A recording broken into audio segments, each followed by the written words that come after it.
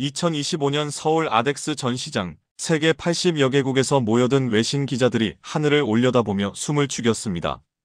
KF-21 보라매가 고도 5,000m 상공에서 펼치는 고기동 선회 비행, 그 모습을 지켜보던 미국 디펜스 뉴스의 수석 기자는 카메라 셔터를 누르며 이렇게 외쳤습니다.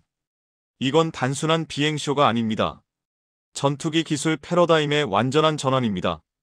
프랑스 르몽드지 기자 역시 대한민국이 항공우주 기술의 새로운 역사를 쓰고 있다며 연신 감탄을 쏟아냈습니다. 도대체 무엇이 전 세계 방산 전문가들을 이토록 흥분시킨 걸까요?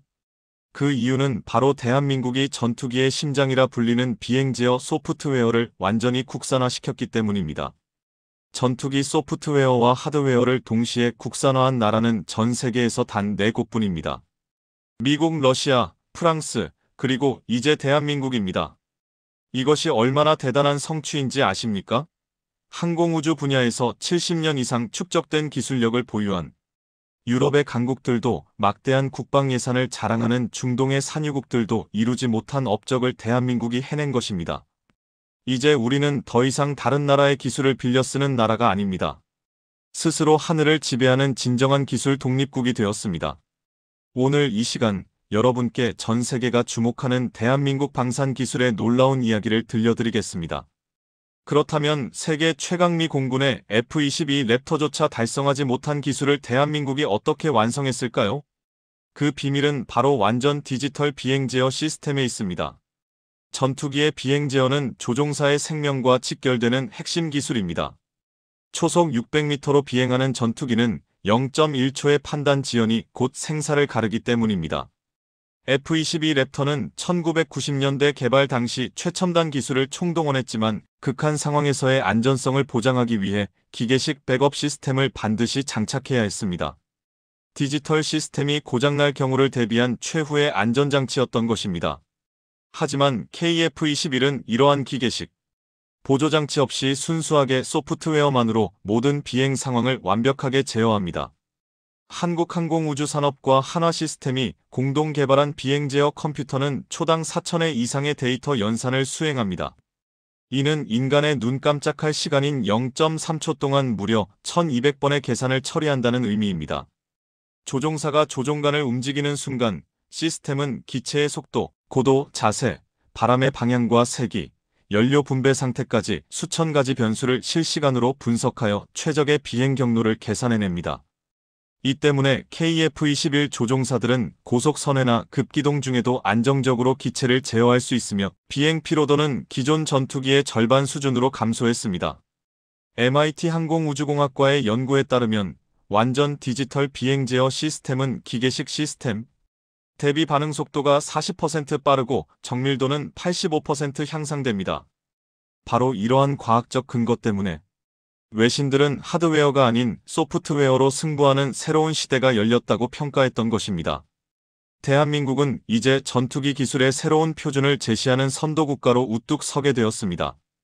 KF-21이 전 세계 방산 시장을 놀라게 한 또 하나의 혁신이 있습니다. 바로 개방형 아키텍처 시스템입니다. 전통적인 전투기들은 폐쇄형 구조로 설계되어 있습니다. 미국의 F-35를 예로 들면 록히드 마틴이 핵심 소스 코드를 완전히 암호화하여 잠가놓았기 때문에 미 공군조차도 제조사의 승인 없이는 단 한 줄의 코드도 수정할 수 없습니다. 이는 마치 스마트폰을 구매했지만 제조사의 허락 없이는 앱 하나 설치할 수 없는 상황과 같습니다. 실제로 미 공군이 F-35의 신형 미사일을 통합하려면 록히드 마틴의 기술 검토와 승인 절차를 거쳐야 하며 이 과정에 평균 2년에서 3년이 소요됩니다. 한화시스템과 한국항공우주산업이 공동 설계한 KF-21의 개방형 아키텍처는 이러한 제약을 완전히 뛰어넘었습니다. 개방형 아키텍처의 핵심 원리는 모듈화입니다.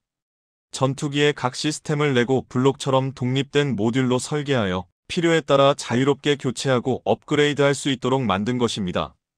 국방과학연구소의 실험 결과에 따르면 이 시스템을 통해 신형 무기 통합 시간이 기존 대비 60% 이상 단축되었습니다.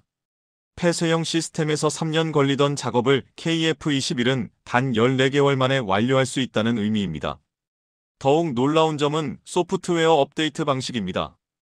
KF-21은 스마트폰처럼 무선 업데이트가 가능한 시스템을 갖추고 있습니다. 공군은 비행시험 데이터를 실시간으로 수집하여 인공지능 서버에 전송하고 서버는 이 데이터를 학습하여 개선된 알고리즘을 다시 기체로 전송합니다. 이 과정이 불과 몇 주 만에 완료되기 때문에 KF-21은 비행할 때마다 더 똑똑해지는 진화하는 전투기라 할 수 있습니다. 대한민국은 이제 외국의 승인을 기다릴 필요 없이 스스로 전투기를 발전시켜 나갈 수 있는 완전한 기술 주권을 확보했습니다. 현대 공중전은 더 이상 조종사의 눈으로 적을 찾아 싸우는 시대가 아닙니다. 보이지 않는 전파와 데이터의 전쟁입니다. KF-21에는 AESA 능동 위상 배열 레이더, IRST 적외선 탐색 추적 장치, EOTGP, 전자광학 표적 지시 장치, RWR 레이더경 보수신기 등 첨단 센서들이 장착되어 있습니다. 이 센서들은 각각 다른 방식으로 주변 환경을 감시합니다. AESA 레이더는 전파를 발사하여 200km 밖의 적기를 탐지하고 IRST는 열 신호를 감지하여 스텔스 기체도 포착할 수 있습니다.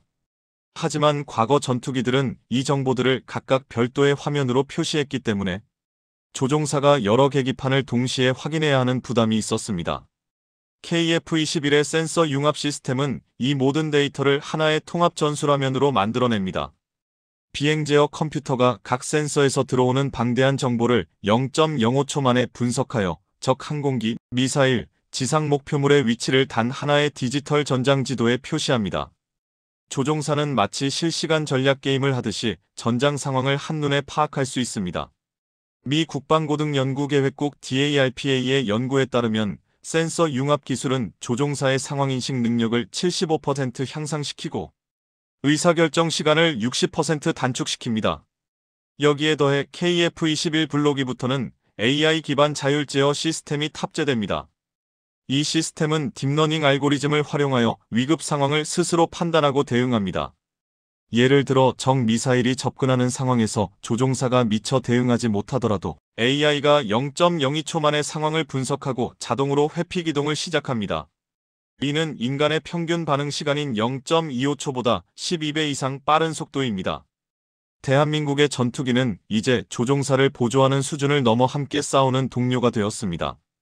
과거 F-15K나 F-16K 시대와는 완전히 다른 차원의 전장 지배력을 확보하게 될 것입니다. 전투기의 진정한 가치는 구매 가격이 아니라 운용 비용에서 결정됩니다. 아무리 성능이 뛰어나도 유지비가 천문학적이라면 실전에 투입하기 어렵기 때문입니다. 미 공군의 F-22 랩터는 연간 대당 유지비가 약 5억 7천만 원에 달합니다. 여기에 비행 1시간당 평균 30시간의 정비가 필요하기 때문에 실제로 하늘을 나는 시간보다 지상에서 수리받는 시간이 훨씬 더 깁니다. 특히 스텔스 도료 유지가 큰 문제입니다. F-22의 레이더 흡수 코팅은 비와 습기에 매우 약해서 비행 후 매번 보수 작업을 해야 하며 완전히 재도장하는 데 연간 약 80억 원이 소요됩니다. 이는 소형 전투기 한 대를 새로 구매할 수 있는 금액입니다. 반면 KF-21의 연간 유지비는 약 2억 7천만 원으로 F-22의 절반에 불과합니다.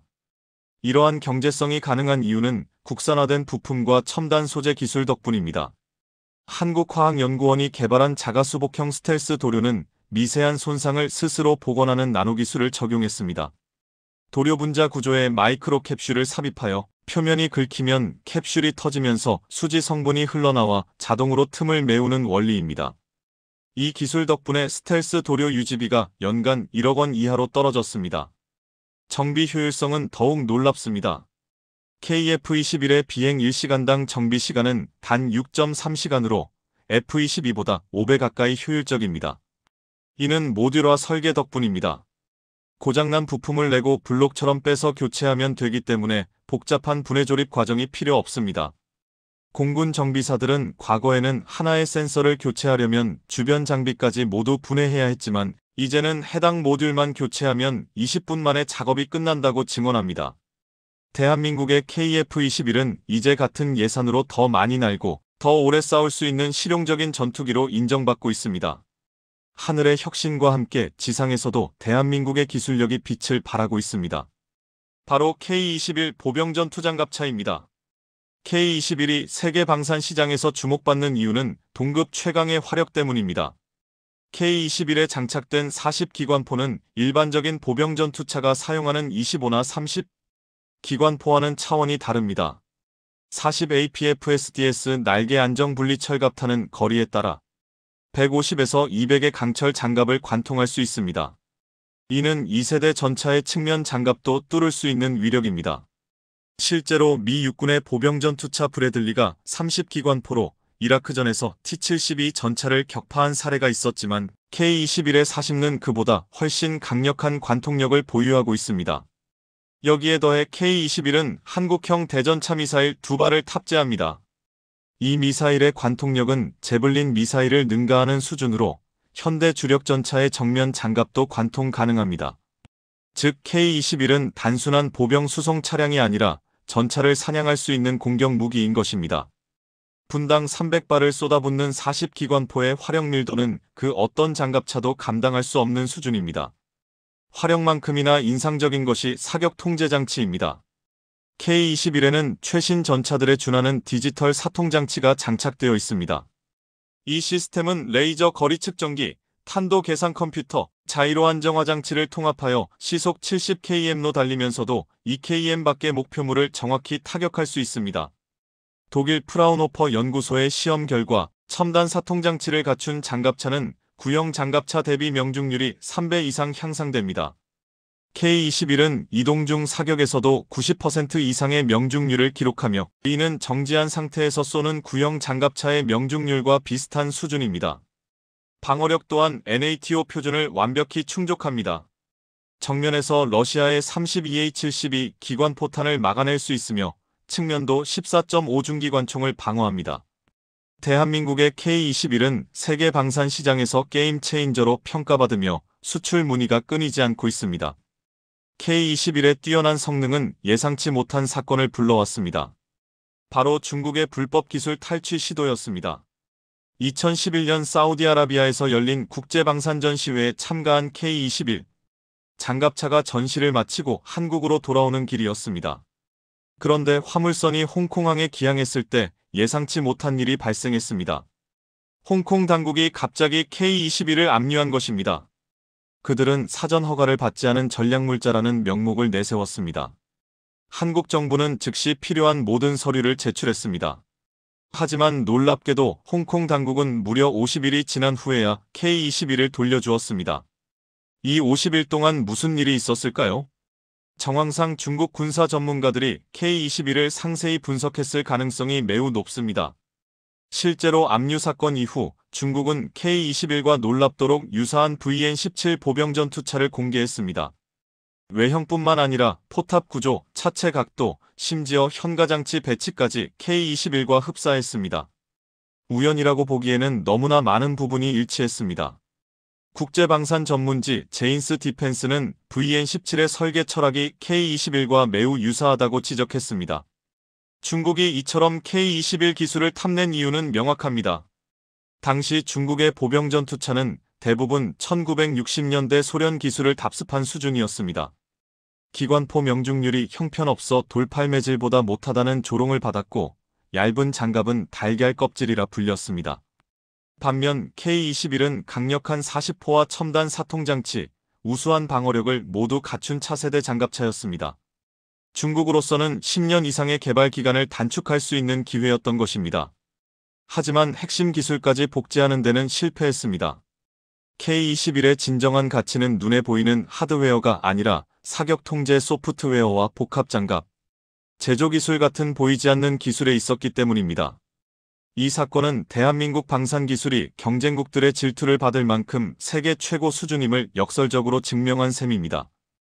2025년 11월 대한민국 방위사업청은 K-21 장갑차 4차 양산 계약을 체결했습니다. 2028년까지 총 120대가 추가로 생산되어 제7기동군단에 배치됩니다.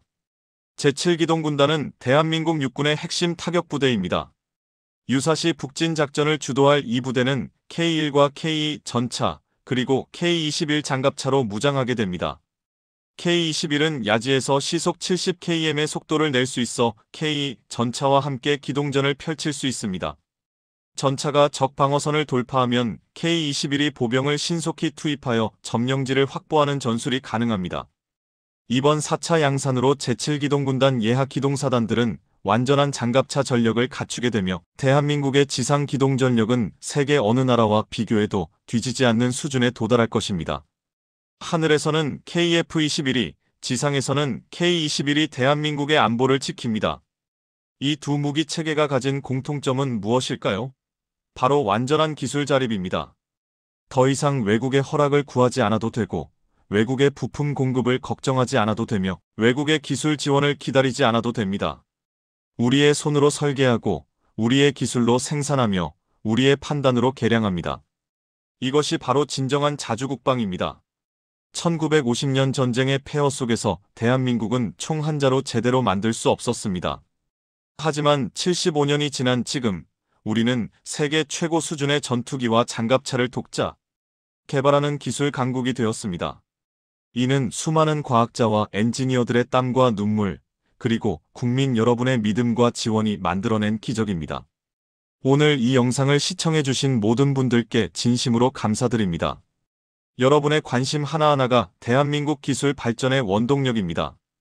이 영상이 유익하셨다면 좋아요 버튼을 눌러주시고 주변 분들과도 공유해 주시기 바랍니다.